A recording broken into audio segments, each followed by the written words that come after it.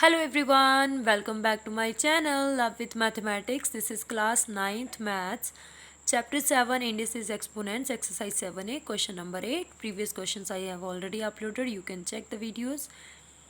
So this is the question. They said show that this is equals to 1. ये सारा ताम झाम हमने प्रूव करना है कि 1 के इक्वल है.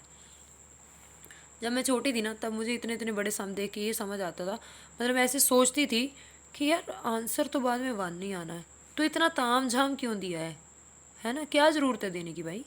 बट चलो अब दिया है तो सॉल्व करना, डरने का नहीं. डरने का क्यों नहीं, क्योंकि ये बहुत ईजी सम है. ईजी कैसे है, हमने एक एक्सपोनेंशियल लॉ करा था, a raise power if the base is same and powers are in division write the base once subtract the powers. Same है बेस, ये इसको मत देखो, बाहर वाले को छोड़ दो, आप इस चीज़ को देखो. बेस सेम है ना, write the base once subtract the parts. अब सबट्रैक्ट के लिए ऐसे बिल्कुल मत कर देना कि ये लो सबट्रैक्ट हो गया. नो, सबट्रैक्शन फॉर्मूला का साइन है, ये इसका साइन है. समझ रहे. इसके अलावा आप एक और तरह से भी कर सकते थे, मैं इसको दूसरी तरह से करके बताती हूँ. एक चीज़ मैंने आपको और भी तो सिखाई कि टर्म को ऊपर ले जाओ, पार का साइन चेंज हो जाता है, रेसिप्रोकल कर दो, है ना. अगर किसी की पार माइनस है ना तो उसको ऊपर ले जाओ, अगर नीचे है वो पार पॉजिटिव हो जाएगी. ऊपर है माइनस, नीचे ले जाओ, पार पॉजिटिव हो जाएगी. ऐसे मीन्स नंबर का न्यूमिनेटर को डिनोमिनेटर में चेंज करते हो, डिनोमिनेटर में न्यूमिनेटर में, ठीक है. तो पार का साइन चेंज होता है. इसको ऊपर लेके जाओ पॉजिटिव हो जाएगी, इसको नीचे लेके आओ नेगेटिव हो जाएगी, ऐसे होता है. तो ये हमारे पास आ जाएगा. मैं फिर से एक्सपोनेंशियल लॉ ही लगा रही हूँ वैसे, नहीं तो आप कंफ्यूज हो जाओगे दो दो चीज़ें देख के. बट अगर आपको समझ आ गई बात तो आप सिर्फ एक बार ही करना, दो दो स्टेप मत करो, इतना टाइम भी नहीं होता. इसको नहीं लिखेंगे क्योंकि इसको तो इक्वल प्रूफ करना है. तो ये हमारे पास आ गया m minus minus plus n whole power m minus n, n minus minus plus l whole power n minus l, l minus minus plus m whole power l minus, this is m.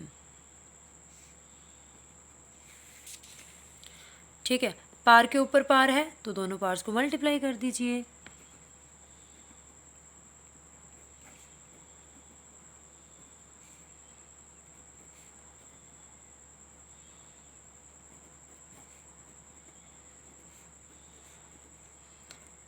ये बिल्कुल भी tough नहीं है, ये तो चीज़ें easy हैं. ठीक है, दोनों को करा मल्टीप्लाई. अब क्या है हमारे पास, ये आपको देखो, ये आपने पहले देखा हुआ है, आपने इस चीज़ को 8th में भी करा है. ये एक तरह से पता कौन सा फॉर्मूला है, हम वो नहीं करते थे, a plus B into A minus B किसके इक्वल होता है, A square minus B square के इक्वल. तो ये वही चीज़ें हैं ना, ए बी की बजाय एम एन है, M plus N into M minus N. तो ये हमारे पास क्या बनेगा, M square minus N square. Same next के लिए N square minus L square. Same next के लिए L square minus M square.